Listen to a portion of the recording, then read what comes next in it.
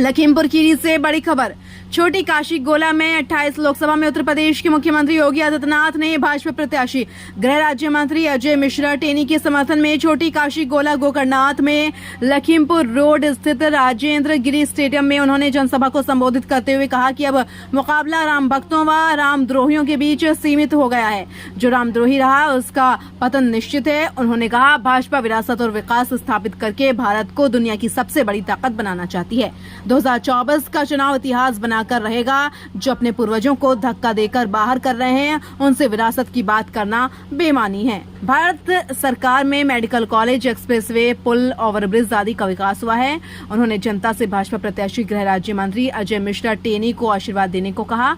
मुख्यमंत्री योगी आदित्यनाथ ने कहा, छोटी काशी को विकास की मुख्य धारा के साथ जोड़ना है, इसे स्मार्ट सिटी बनाना है। इसके लिए जो अभियान देश में शुरू हुआ है उसमें हमें भी एक वोट के साथ सहभागी बनना है। उन्होंने कहा कि ये केवल सरकार बनाने का चुनाव नहीं है। एक तरफ मोदी के नेतृत्व में देश को नए और आत्मनिर्भर भारत के रूप में स्थापित किया जा रहा है, दूसरी तरफ उपद्रोही हमें जाति क्षेत्र के नाम पर लाने का काम कर रहे हैं। आतंकियों का महिमामटन और माफिया को गले का हार बनाया जा रहा है। पूरे देश में एक ही आवाज गूंज रही है, फिर एक बार मोदी सरकार, अब की बार 400 पार। उन्होंने कहा कि इस नारे ने ऐसा जादू किया है कि विपक्षी दल चारों खाने चित हो गए हैं। जब उन्हें कुछ समझ नहीं आ रहा तो भारत के खिलाफ साजिश में लिप्त हो गए हैं। विपक्षी दलों के बयानों को पढ़ने से स्पष्ट हो चुका है कि ये चुनाव राम भक्त और रामद्रोहियों के बीच है। जो राम भक्त हैं वही राष्ट्र भक्त भी हैं। इस अवसर पर गृह राज्य मंत्री अजय मिश्रा टेनी, विधायक अमन गिरी, रोमी सानी, नगर पंचायत अध्यक्ष कीर्ति माहेश्वरी, मेलानी विजय माहेश्वरी सहित तमाम लोग मौजूद रहे। प्रदेश के विकास के लिए उन्होंने कार्य किया, लेकिन आज बहनों और भाइयों, जब स्वर्गीय कल्याण सिंह जी का निधन हुआ, समाजवादी पार्टी ने संवेदना के एक भी शब्द नहीं व्यक्त। एक तरफ पूर्व मुख्यमंत्री की मृत्यु पर कोई संवेदना नहीं, और दूसरी तरफ एक माफिया मरा था अभी, उसके घर में समाजवादी पार्टी के अध्यक्ष देखो ना, गरीबों के लिए,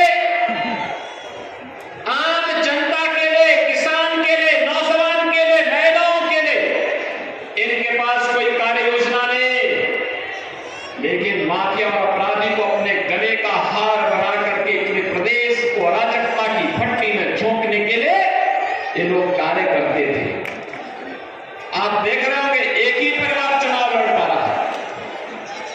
और बहनों भाइयों, मैं आपको इस बात के लिए आश्वस्त करता हूं, देखो 3 चरण में चुनाव है। समाजवादी पार्टी के एक ही परिवार के लोग 5 लोग चुनाव लड़ रहे हैं। 3 के चुनाव संपन्न हो गए, तीनों के तीनों भाजपा की झोली में जाएंगे। चौथे चरण में कन्नौज में भी चुनाव में जाना हो भाजपा के झोली में जाएगा, और छठे चरण में आजमगढ़ में होगा, वो भी भाजपा की झोली में जाएगा। एकदम 0/0 होगा, खाता ही नहीं खुलने देंगे। और यही कहने के लिए हम लोग आए हैं, बहनों और भाइयों, उनके लिए एक चुनाव सत्ता प्राप्त का साधन होगा। एक प्रकार में सत्ता प्राप्त करो, बांट करके देश का नुकसान करो। ये लोग जाति के नाम पर बांटेंगे। आज जगमगा रहा है, ऐसे ही छोटी काशी को भी बाबा भोला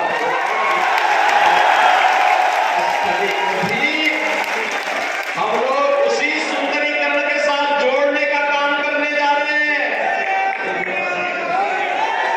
एकदम स्वीकृति है। 4 लेन की कनेक्टिविटी के बाद यही गलियारा, और एक व्यापारी को भी पुनर्वास करके उनको बसाने का काम भी होगा। किसी को गाड़ना नहीं, हमको बसाने का काम करते हैं। बहनों और भाइयों, यह केवल राम भक्ति ही कर पाएंगे, रामद्रोही नहीं कर पाएंगे। ये रामद्रोही तो समाजवादी पार्टी की सरकार के समय आपने देखा, हर दूसरे दिन एक टका कर्फ्यू था, व्यापारी और बेटी दोनों सुरक्षित थी।